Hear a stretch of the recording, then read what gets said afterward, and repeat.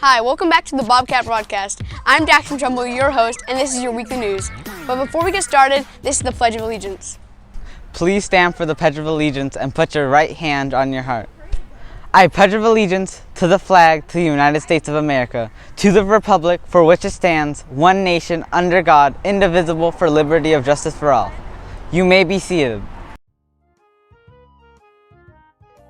Hi, welcome back to the teacher interview. Today we have Julia Heiner with us. She is our new 6th grade teacher. So we'll ask her a few questions. So Julia, why did you decide to come to OVO? I really liked how you do everything really hands-on. I liked that there were a lot of field trips. And also I went to a K-8 when I was a kid. Cool. So it really reminded me of what school was like when I was a kid. Yeah, that's cool. What's your favorite book to read on your free time? I really like Harry Potter and Percy Jackson, and Tamara Pierce is another great author that does a lot of female characters that I like. That's cool. Okay. What's your favorite food? Cheese. I love cheese. Anything cheese related, I want to eat it. What's your favorite movie? Favorite movie? Okay. Jurassic Park is a favorite. I'm trying to think. Yeah, let's just go with Jurassic Park. The first one, the original. Okay. And anything Marvel, there we go, that'll work. What's your favorite thing about OVO? I like how we are a community. I like that I actually get to see my 6th graders next year, the year after that, and see that they're doing okay. And that I felt really welcomed here when I first came in. So that's my favorite. Yeah. When and why did you start teaching? So this is my 2nd year as a teacher and my 2nd year at OVO. And I started teaching because I used to work on a cruise line and I fell in love with working with the kids there. And I knew that that's something that I wanted to do for the rest of my life. Oh, that's cool. Yeah. That's it. So thank you for watching our teacher interview. Birthdays for this week are the 27th, Deegan T, 5th grade, Kim's class.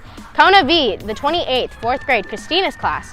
Alexandra D, 29th, 5th grade, Kim's class. Jason W, the 30th, 4th grade, Annie's class. Ayana M, the 2nd, 4th grade, Annie's class. Please come to the student store to pick up your free pencil.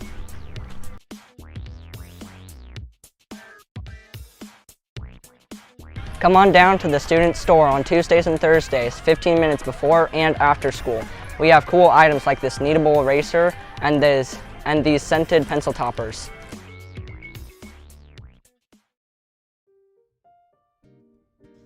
Hi, my name is Greta Mason. I'm in 8th grade and I'm a commissioner of service. Hi, I'm Ashley Wonder and I'm in 7th grade and I'm part of the service committee and student council. And today we're joined by Laura. So Laura, can you tell us where you work and what you do for your job? I work at the Sacramento Zoo here in California, and I am the Animal Outreach Manager. So I'm responsible for all of the live programming that happens with our animal ambassadors. We have about 40 of these animals that don't live with the main collection. They're specifically trained and housed to be used in our education programming. So they go out to schools and classrooms, and I introduced the group to a couple of our parrots earlier. We'll meet some of them a little bit later. Wow. Did you always want to work at a zoo when you were younger? That's interesting. I'm kind of a rare person in the fact that the vast majority of staff that work at a zoo knew early on they wanted to work with animals and at a zoo their entire lives. I didn't. I actually wanted to be an oceanographer who was actually out in the ocean working with water samples and titrating things on a boat in the middle of nowhere. And then I got to college and realized, oh, maybe more of the land job is for me. So I started working with animal rehab. Animals that had been hurt maybe in an oil spill or had an injury and couldn't be released to the wild.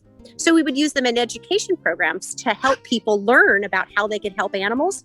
And then I found that job at a zoo and I've been here ever since.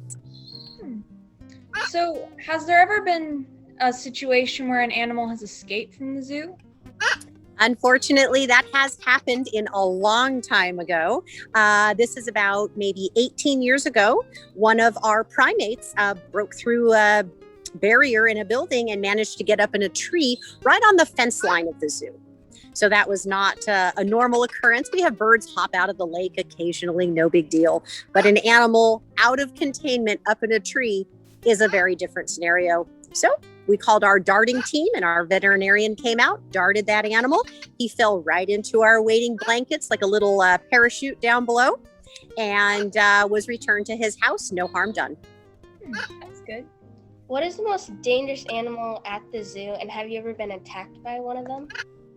Well, our most dangerous animals are actually locked and secured, and unless they become unlocked or unsecured, we work them with what we call protected contact. So this includes our lions, our chimpanzees, our orangutans, and our maybe snow leopard and jaguar. Those are our most dangerous animals, and we work them only on the other side of a series of bars or mesh. So we're never really in the same space as those animals at the same time. So no, thankfully, due to the good decisions of my fellow zookeepers and myself, we have not had any of those animals escape or get out of containment. So what's the best part of your job? Well, I go back and forth. I really enjoy the education aspect. So doing these types of career programs are super important to get people knowledgeable about what goes on in zoos, how they can make a difference, and what kind of conservation efforts go on in the world. And then, of course, the animals. I'll turn my camera right around here, and there's this little bird sitting over there who's been talking to me. I don't know if you guys heard him making kisses, and you can hear them making sounds. So I just really enjoy hanging out with the animals. You can see my other bluebirds over there, so we'll take a look closer to them. But really working with the animals and knowing that their lives in human care are the best they can possibly be due to my actions is very rewarding. What are some rules you have to follow when you want to be a zookeeper? That's a really good question. We have a lot of guidelines and policies that we have to follow. First of all, there's safety policies. You might have to wear goggles, or nowadays a mask with certain animals that can catch COVID. So you might have to have certain safety protocols and precautions in place. But believe it or not, we are also governed by the USDA, Departments of Safe and Health departments here in Sacramento. So we might have to follow certain policies about what we can say on grounds, how we maybe prepare our messages, what kind of political environment we're in. We have to follow all of those rules and regulations. And then from the medical side of things, we have to follow the regulations of, is this medicine okay to give to this animal? Can you keep it unlocked? Do you have to have it refrigerated? Do you have to document every time you give that medicine to an animal, or does it not matter? For an example, we have an animal who's on gabapentin, which is for nerve pain. We have to document that use. But an animal that's on something like an anti-inflammatory, like ibuprofen, we can give that out as needed and don't have to document that.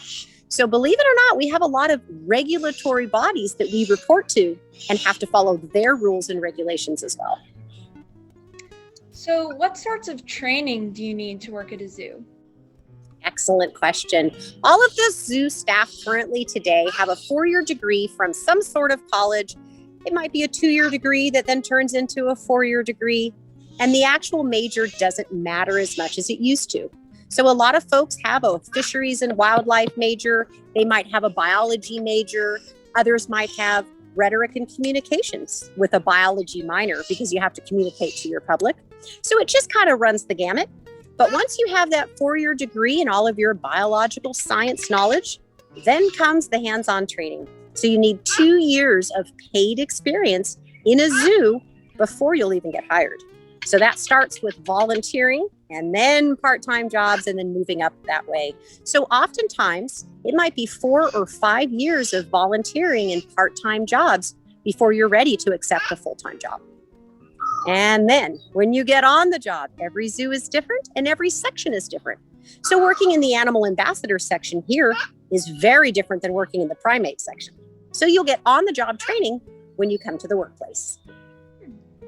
What advice would you give to someone who would want to become a zookeeper? Volunteer, volunteer, volunteer. Because this job seems like a lot of fun, but it is a lot of hard work. And there's some issues that go along with it that people don't think of. First of all, my animals don't live forever. So unfortunately, I have to deal with the whole life and death. We do euthanize humanely our animals that are not thriving and have health issues that we cannot fix. So often I have to be in the decision-making process of whether or not it's a quality of life issue for this animal, and is it time to euthanize, or can we go with medical treatments and help it live a thriveful life? We also have incidences where an animal might get injured. So there's a lot of difficult things that go into the job. And then when it's 102, I'm outside. When it's 52 degrees, I'm outside. So volunteering gives you an entirety of the experience, and you realize, oh, this is a physical job. You'll be doing a lot of work, and it gives you practice and experience to know what to expect. And then you get to maybe work at a lot of different zoos. Most of us volunteer. We've worked all over. I have a colleague who went to Florida for 6 months. I was in Colorado. Another friend went up to Canada. My colleague was up there for 1.5 years at their zoos, learning about how their systems work. So that's kind of the fun part, is you get to travel around, meet different animals and different zoos. So is there anything we haven't asked that you would like to tell us about or show us? Well, let me go ahead while we're here. I'm going to put my papers down. We'll turn around and we'll take a look at our birds here. So this is Robbie, and Robbie is an eclectus parrot, and he would hail from the South Pacific, like Fiji in Australia. And he is one of our best talkers. So we have to make sure to give him lots of enrichment. We might leave a radio on or leave some music playing, so that way he has different sounds to listen to. Because then over here, this big bird here, this is Julio. And Julio is a blue and gold macaw. So you can see he's a much bigger bird. He likes to chew on things. You can see he's made a bit of a hole. This is his chewing platform over here. And so we make sure to give him lots of things to use that nice big beak on. So I spend a lot of my day making sure my animals have exactly what they need, and what they need to thrive here in a human care setting really comes from what was out in the wild. So we do a lot of research. What's happening out in the Amazon rainforest that I can use to help me care for this parrot better? All right. Do you guys have any other questions? Our toad and our other parrot have gone away. They already went in. So we bring them out for exercise. Normally these animals are inside a building, kind of just playing around on their little play structures. And then today it was such a nice day, we thought we'd bring them outside on the lawn. All right, I think that's it. So thank you so much for coming and doing this. You are very welcome. Good luck to you in your career search. I hope you find something that you enjoy.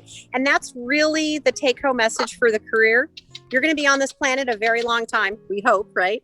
And so you get a chance to pick 2, 3, maybe 4 different careers. If you don't like what you're doing, you just go back to school, get another career.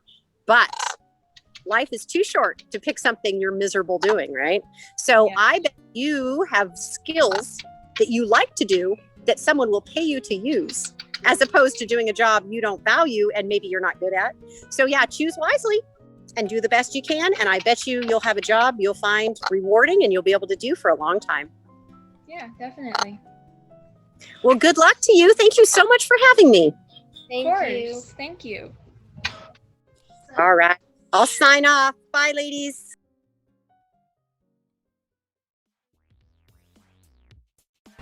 The upcoming event for this week will be on Friday, October 1st. We will be playing charades and Halloween music at lunch. It will also be Twin Day. Dress up the same with your friends as if you were twins. That's all for this week.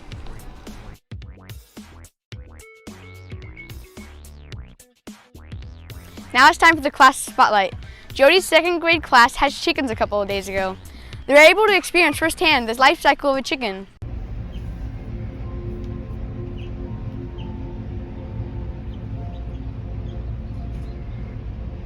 As the days passed, the chickens went from tiny little eggs to fluffy little creatures.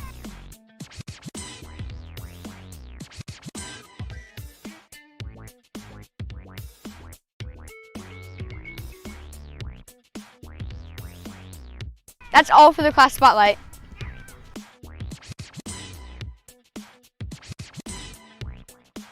The weather forecast this week is an average high of 85 and an average low of 56. I recommend wearing shorts and a t-shirt to stay comfortable. That's the weekly weather forecast.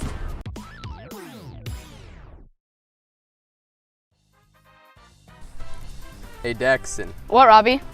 What is a balloon's least favorite type of music? I don't know, what is it? Pop.